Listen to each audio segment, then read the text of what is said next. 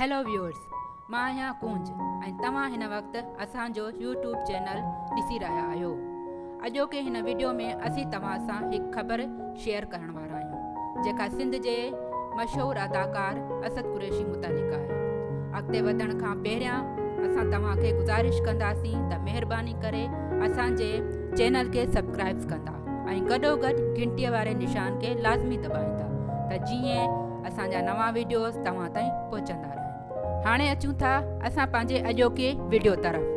Senior अदाकार असद कुरैशी हॾनि जी तकलीफ़ वधी वञण सबबि इस्पताल में दाख़िल आहे। डॉक्टरनि पारां खेसि जल्द खां जल्द ऑपरेशन कराइण जी सलाह ॾिनी आहे ऐं ऑपरेशन न कराइण जी सूरत में जिस्म जो हेठों धड़ मफ़लूज थियण जो ख़दशो ज़ाहिर कयो आहे।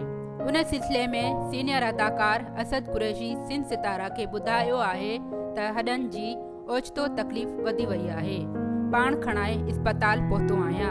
डॉक्टरनि पारां जल्द ऑपरेशन कराइण जो चयो वियो आहे ऐं जेकॾहिं ऑपरेशन न करायो त ॿी सूरत में जिस्म जो हेठियों धड़ मफ़लूज थी वञण जो ख़दशो ॾेखारियो अथनि। हुन वधीक चयो त हॾनि सां गॾु गोॾनि जी तकलीफ़ बि वधी रही आहे। उथण ऐं वेहण में तमामु घणी तकलीफ़ थी रही आहे। डॉक्टरनि जे मुताबिक़ गोॾनि ऐं हॾनि जे इलाज ते 10 लख रुपयनि खां वधीक ख़र्च ईंदो।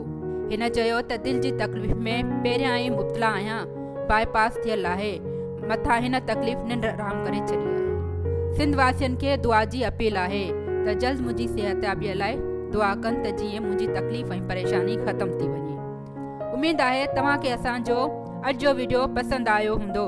हिन वीडियो खे पंहिंजे दोस्तनि सां शेयर करियो। असांजे चैनल खे सब्सक्राइब करणु न विसारींदा। वरी मिलंदासीं हिकु नए ऐं दिलचस्प वीडियो सां गॾु।